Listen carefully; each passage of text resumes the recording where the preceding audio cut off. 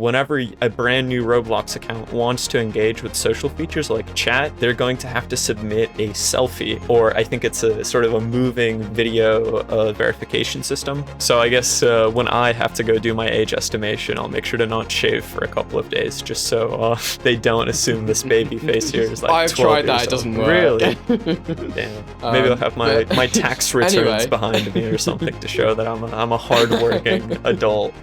My student debt.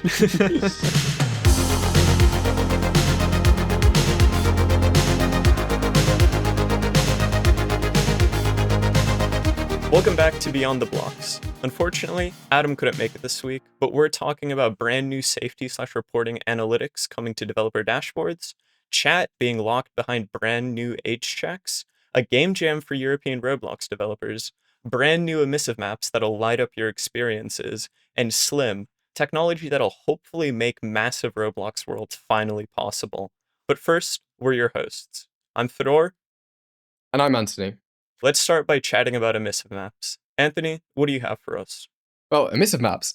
Roblox have added the ability to add custom emission or glow maps to your games. So that's in surface appearances, material variants, and terrain details. So you can expect models with glowy bits in them, essentially, terrain and other materials which developers can apply around the game. So Roblox have actually given us an example place, which I feel like is the best way to demonstrate this because they've given some really cool examples. So they've given this, first one is this like glowy yellow lava, and that's working using a material variant. So this is a material that you can apply. So I think it uses a terrain detail. So it's a material that you can apply to terrain, which is really, really interesting. So I think before there were limitations, you couldn't make, like Roblox had lava, but you couldn't really make your own stuff. There's a TV, a building with people with their lights on, a kind of futuristic avatar, a pumpkin, of course, considering we're recording this on Halloween, and there's some sort of upgrade sort of machine type thing. So Fedor, did you have any use cases for this? Yeah, actually, one thing that I noticed when I was messing around with that studio demo place they had going is that a thing they emphasize in all of these cases, and we'll have a video on screen hopefully demonstrating it, is that these emissive maps aren't just like a constant neon thing. Like on the ramen sign, the neon sign is like flickering back and forth. The pumpkin is like changing colors, and starting and stopping. And that kind of made me think of a game that I recently released that has a lot of vehicles in it. And at the moment, our lights are literally just like baked into the texture, which isn't that big of an issue because the game is pretty bright, so you're not really going to notice them. But I can imagine being able to have these like very colorful, like textured lights instead of just the bright neon part, which is kind of what you've had to do in the past. And then being able to use the fact that you can tweak the emissive map's brightness. So like you turn on the car and then the lights actually light up in a realistic way, which seems really, really cool. It's a real game changer. Sure. I think it's one of those things that there's a small number of experiences, and I don't really want to say it, but to an extent like mine, that really kind of push the limits, and they really take more of a PC console audience. Yeah. And I think it's really nice Roblox is catering to them because it's like sort of the ones who are like, oh, we could go with Unreal, we could go with Unity. It's sort of bringing the graphics tools up to a really good standard. So I'm a big fan of that. There's another big thing as well with this is that emissive maps appear at all quality levels and at all distances as well. So I think there's been lots of issues with lots of games on Roblox where developers they crank up their graphics to 10 or level 21 or whatever it is in Studio, and they have like players hiding in grass and stuff like that. And then someone discovers, they just go in their settings and they just turn it down to 2 and you can see everything. Or it just looks completely different. And we've not really had much ability to control as developers what happens when you reduce graphic settings, or as players. Like, I think it's something players have been asking for years, to be able to fine tune what does graphics 5 mean, which I'm quite sad is not there yet, because it would be nice, if this was something that was affecting performance, players could turn it off, or maybe developers could allow them to turn it off or not turn it off.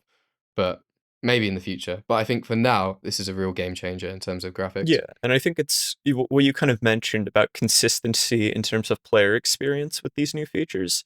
There's also kind of a mirror element to that on the developer side, where I think I mentioned this on a previous episode, but like for a while now, you've been able to create very visually impressive things on the platform. And like I'm sure we've all seen the crazy Twitter screenshots or videos of somebody being like, yeah, this Hmm. is my completely realistic incredible looking scene, and then the entire comments are just like, how do you do this, please tell us.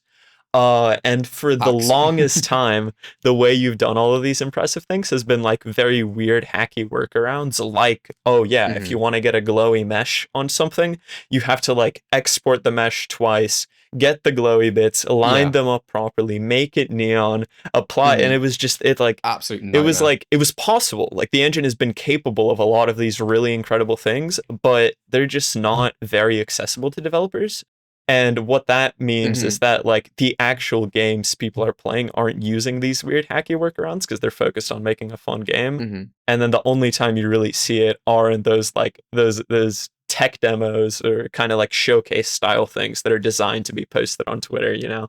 The three properties we have are emissive mask content, which is your texture, which sort of defines the glowy areas, and you have the strength.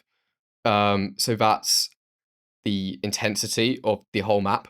Um, so you can go from 0 to 40. I don't know what happens. They said it suggested 0 to 40. I don't know what happens when you go beyond 40. Maybe you get some sort of Blinding white unexplained flash. HDR effects.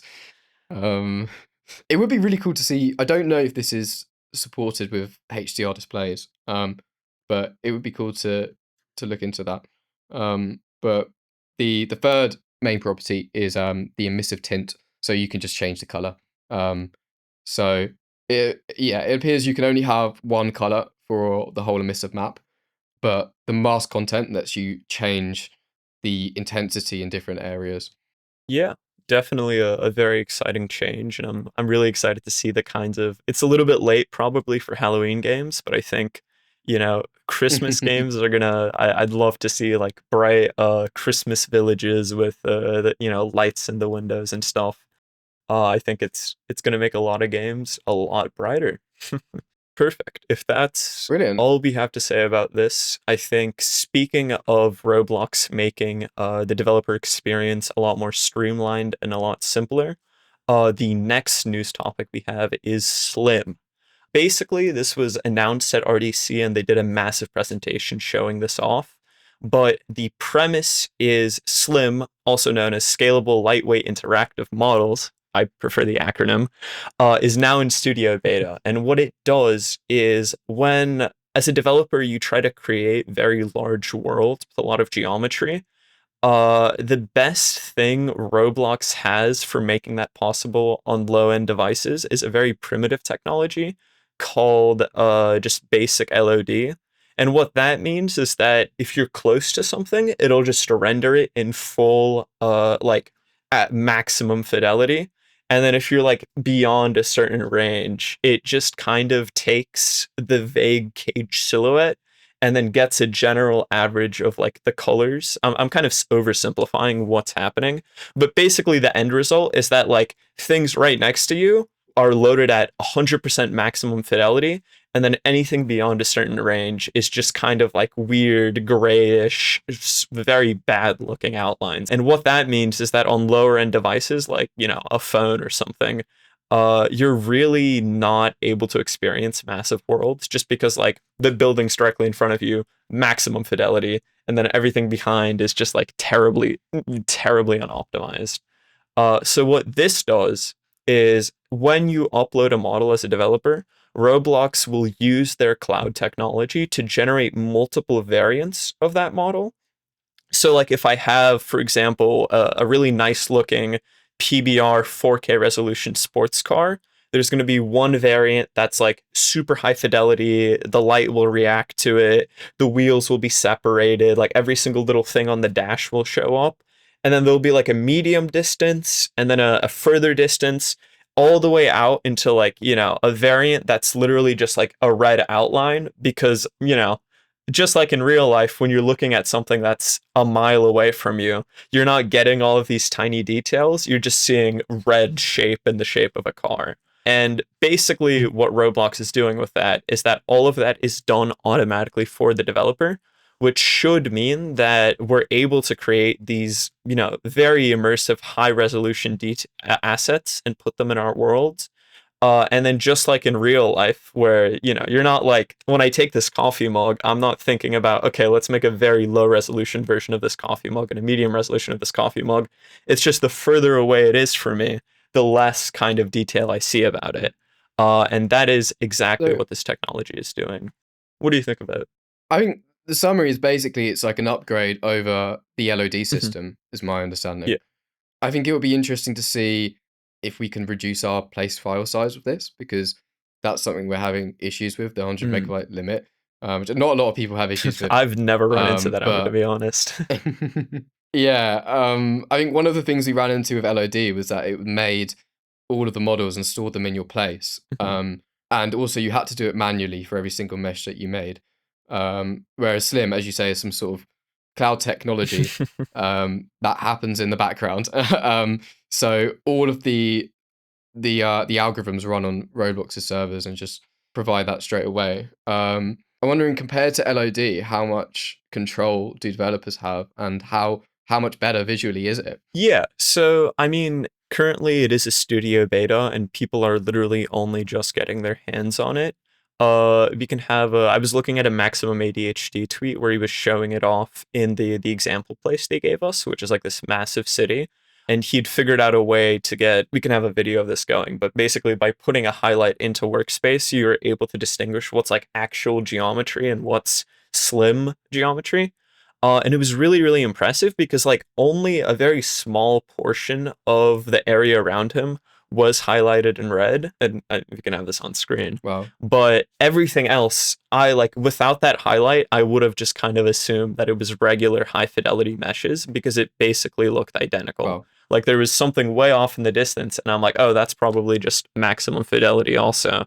But no, that's like a very slim down version of that model. So, It's definitely a brilliant I'm pun. sure I'm certain there's going to be a lot of edge cases, and it seems like even on the dev forum post, they already have a list of known issues with C fighting and giving developers the ability to kind of fine tune LOD selection and weird UV map stuff with.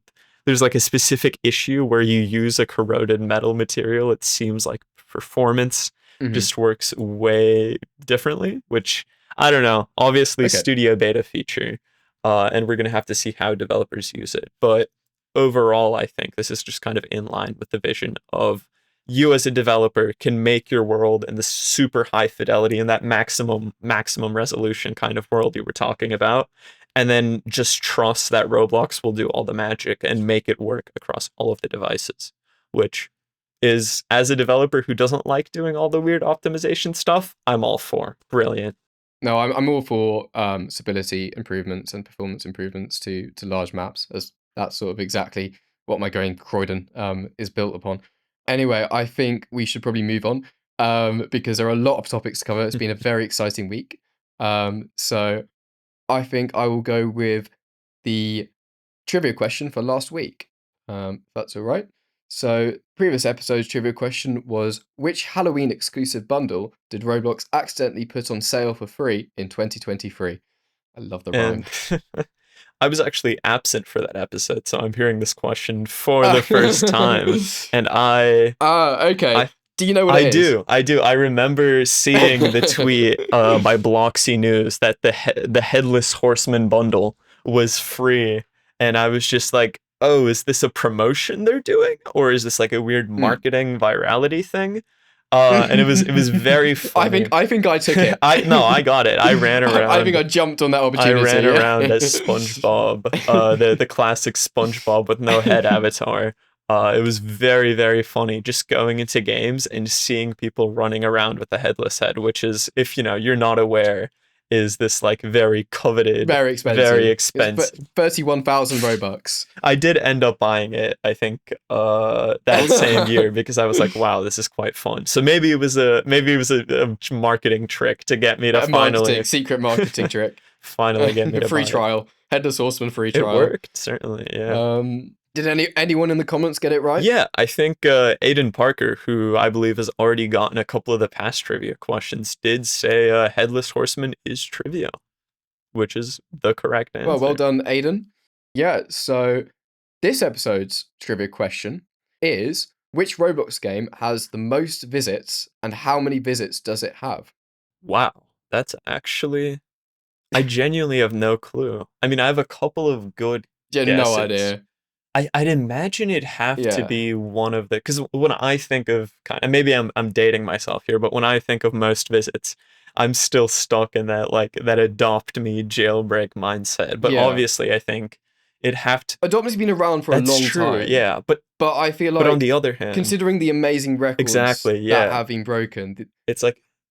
I would probably go with the likes of Grow a Garden, maybe Steal a Rainbow. Or maybe 99 Nights, because I've heard a lot of talk about how while Grow Garden and Steal a Brainrot have much higher peaks, 99 Nights has like maintained, I think, a stable 1,000,000, 2,000,000 just flat throughout the week, which is absolutely insane. So I definitely am not certain at all.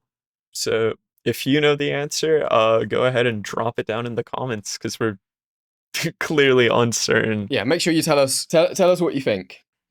Speaking of massively successful games, there is now an opportunity for European developers to potentially make the next massively successful popular game in EuroJam 2025. Complete disclosure, I am coming at you guys from Los Angeles, California, and I am not a European developer in any capacity.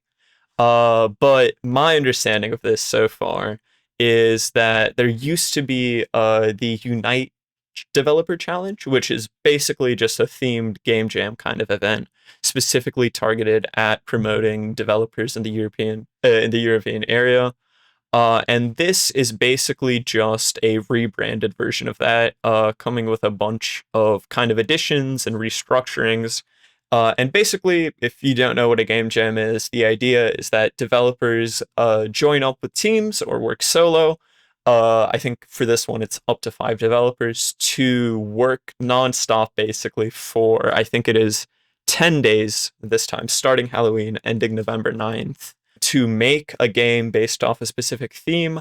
And then the best couple of games at the very end receive a variety of prizes. I think for this one specifically, winners receive Go gift cards, which I'm not actually certain what that is, and exclusive virtual DevRel prizes, which I've got a couple of friends who have won some DevRel game jams, and the hats they give out, like the developer domino thing. I'm very jealous of my friend who has that. It definitely seems like a very fun event. I've done a couple of game jams in my experience. I'm sure you have too. And they're always a blast, even if I do end up not getting nearly enough sleep most of the time. Yeah, I've done a game jam a very long time ago. But yeah, it seems interesting. Potentially a little sort of alternative for the European developers who don't get to go to RDC. Because I'm based in the UK, my team's based in the UK, and it is very expensive for us to fly to America. And we don't earn, well, we're Roblox developers, but typically UK people don't earn US wages either. So when you look at the price of a hotel in America, you're just... Yeah. So yeah, it's interesting that they're doing something for the European developer community. If you are a budding developer, that's the right term, I would highly recommend signing up for this. I think it would be great for your sort of CV/resume / experience building. Great for networking, great for finding people.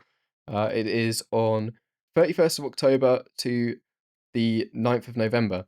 But yeah, I think also what's really interesting about the fact that it's a European specific event is that it seems like, I think for a while, Roblox game development has been very focused on like the US, Canada, like a lot of, and even like Western demographics. But I think as we've talked about on the last episode I was on, we were talking about how like translation features are opening up the door for more Roblox audiences just because there's so many Roblox players around the world.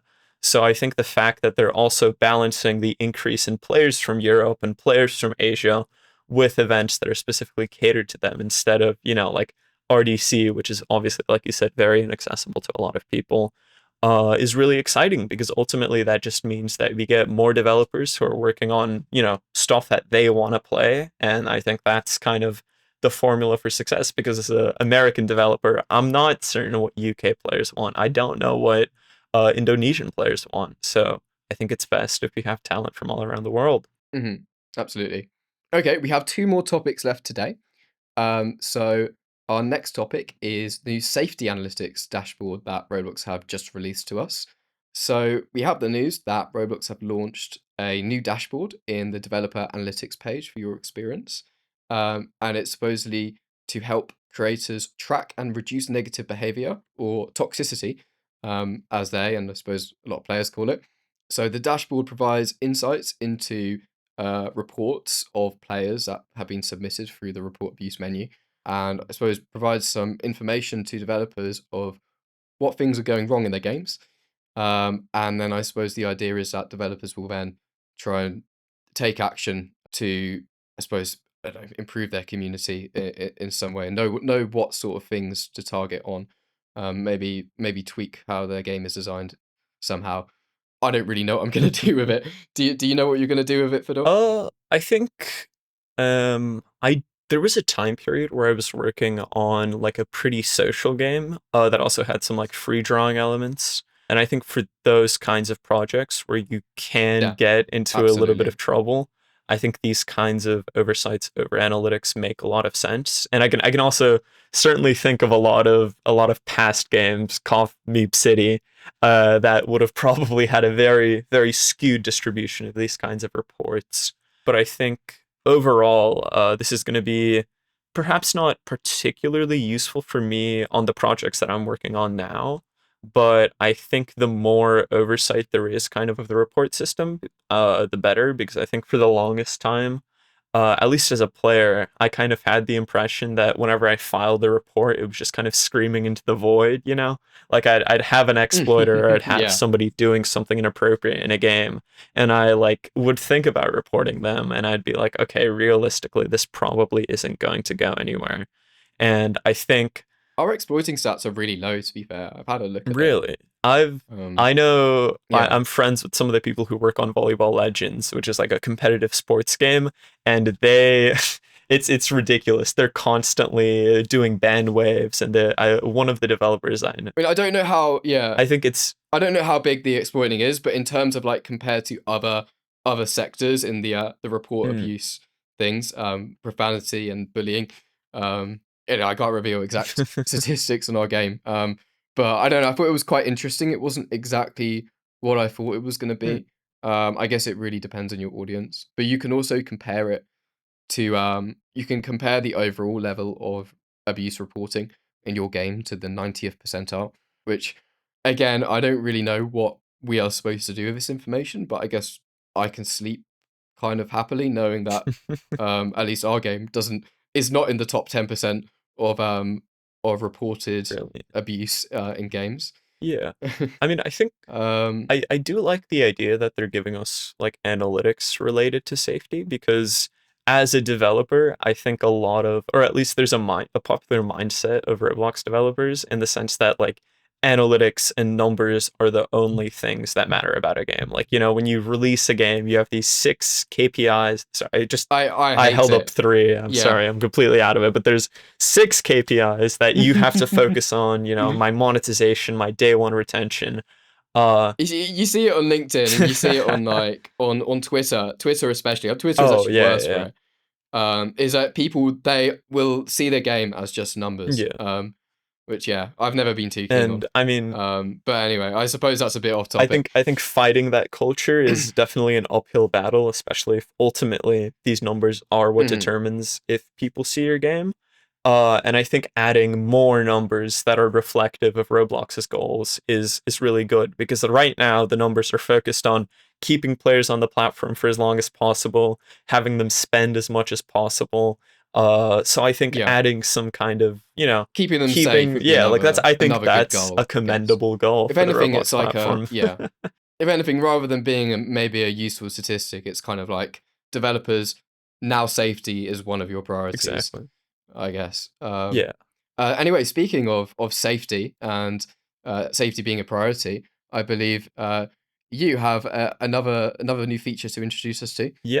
which may be a controversial Oh, one. absolutely. Yeah. See, the issue is that I did have a brilliant segue because we were just chatting about safety, and some Roblox players in the future may no longer be able to chat about anything at all.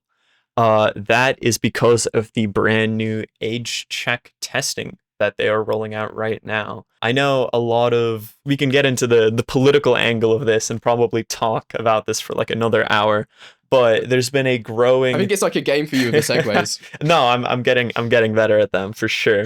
But there's a growing trend, I think, in like governments and technology companies around the world, for increased accountability and in terms of verifying the age of users who are engaging with different like potentially sensitive features. Because for the longest time, I mean, for basically the entire time that I was under 18, all that it took was just saying, "Yup, I'm over 18 years old," and then I had access to Hmm. all kinds of content. So Yeah. it seems like Roblox is going along with this trend by rolling out this new age verification system. Basically, the premise is that whenever a brand new Roblox account wants to engage with social features like chat, both voice and text chat, they're going to have to submit a selfie, or I think it's a sort of a moving video verification system that kind of looks at your face and estimates your age, and then determines if you have access to chat or not. Because for the entirety of Roblox's history, chat has just been pretty much, I think, definitely there's more restrictions on under 13 users. I certainly remember that. But like basically it's been a given. Whereas now I think they're moving in the direction of if you're not verified, you just cannot chat at all, which is definitely gonna, there's already been a lot of pushback. Right now, it's just a limited beta, but I think like a small percentage of users are seeing this, but I believe their plan is to roll this out sometime early 2026. So that is going to cause some controversy, certainly. What do you think? So what age do you have to be to chat? I believe what I was seeing is that you have to be 13 plus to chat, which is That's definitely. quite a big change Mhm. then, because before you had the safe chat system. I mean, years ago we had the safe chat Exactly. system.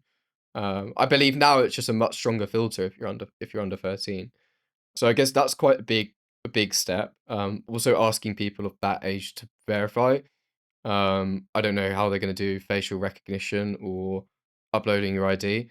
I don't know if many people that age have IDs, Yeah. um, or will they be comfortable giving that data away of their face? I mean, there was in the UK quite a controversial new law has just come into act called the Online Safety Act, and it's basically forced a lot of websites. I mean, whether it's the government's fault for the implementation is up for debate, but many websites are now using foreign companies to ask you to upload your face or a face scan or an ID to access even things like Reddit. So Yeah. that is quite a controversial thing. I guess that's a technology or it's sort of a movement that's expanding in many countries. So this may not even just be like a safety initiative, but also maybe a legal compliance thing in different countries as well. Um, yeah, I don't know how I feel about it because I'm almost 21 years old and I look like this. I'm going far away from the camera, but I've never been able to pass one of these age estimation checks. Really? They always think that I'm under. Yeah, they always think I look under 18. Yeah, I think certainly there's a couple of key areas of pushback at the moment. First is the data safety concern, which is, the more information the platform collects about you as a user, the question kind of is like, okay, I'm submitting this facial like photo. Where is that going? And is that going to be accessed by bad actors in a data breach? And it's definitely kind of this two-sided thing whenever you try to collect more Mm, information about users to enforce safety, because as long as that data remains in the hands of Roblox, it's absolutely fine. But then, on the other hand of user safety, if it's breached, then that's just the more information there is collected, the more dangerous it really is. That's something people have talked about.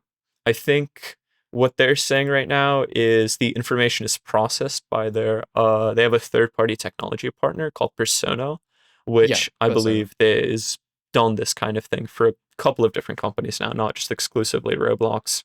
And the selfies will be deleted within 30 days, which kind of is a curious time frame in my opinion. Like, I'm not sure why it has to be 30 days for them to hold on to your selfie if it couldn't just be removed instantly. I'm sure there's probably a good reason for that. Yeah, I mean, another issue with that some people have raised is that a lot of people don't actually have cameras. Like when I was a desktop Yeah. guy, I mean now I'm an Apple sheep. But I have a camera built in, obviously. But a lot of people will, I suppose, nowadays with mobile phones, it's probably not too much of an issue. But with handheld Yeah, consoles, exactly. Like a lot of devices won't have we were cameras. just talking about that ROG Ally, the Asus ROG Ally X. There we go. Brilliant. I've got it. Which does not have a camera, so it's kind of this like twofold thing where they're trying to expand accessibility of the platform to a bunch of people, but then also not in the sense that they'd have to, like, if you're playing Roblox on Xbox or these handhelds or consoles, you have to get it on another platform just to chat, which is definitely a concern, but also kind of That adds friction. for sure. I think when I was younger, I had I had a laptop which probably didn't have a very functional camera, Mhm. but I didn't have a phone until I was a bit Yeah. older. Because I suppose my parents are a bit, I don't know why they let me play on a laptop but not on a phone. That's probably like less common these Yeah, for days, but sure. it does add I friction. think we might be dating ourselves a little bit by saying that we haven't had phones since we could walk. But it seems like I'd imagine Roblox has done like analytics on this kind of stuff, and they've seemed to, as you know, they emphasize crossplay. It seems like they've determined that they can get away with this without alienating too much of the player base. So I'd imagine that that angle will be also fine. I think there's also another interesting thing you mentioned about the age estimation technology and its quality, which is that I believe once you submit that age estimation thing, if for some reason it determines that you are under, like, you're not the age you say you only have a 48-hour window to submit your photo ID before to like correct that, Ooh, which seems very peculiar. Uh, that's very harsh. like, What if you're on a trip ex- and you don't have your, yeah, or like exactly. If a domestic trip? yeah, If you're on a domestic trip and you don't have your ID, which huh? is Well, yeah, very strange, I that's a think. bit questionable. Yeah. Uh, so I guess when I have to go do my age estimation, I'll make sure to not shave for a couple of days, just so they don't assume this baby face here is like I've 12 tried that; years it old. doesn't work. Really? Damn. Yeah, I've tried not shaving. Maybe. I think I look younger when I don't Mm. shave because of how badly it turns Uh, out. maybe I'll have But my tax returns anyway. behind me or something to show that I'm a hardworking adult. My student debt. Anyway, on that bombshell, I think that's all that we have time for you this week. So come back next week for the latest Roblox news and features, as always. And be sure to like, share, and let us know your thoughts in the comments, as well as your answer to the trivia question, which was which Roblox game has the most visits and how many? Beyond the Blocks is produced by Seb Jensen for Last Level Studios. Watch on YouTube and Spotify, listen wherever you get your podcasts, and catch highlights on TikTok, Reels, and Shorts. Visit lastlevel.co.uk/podcast for more.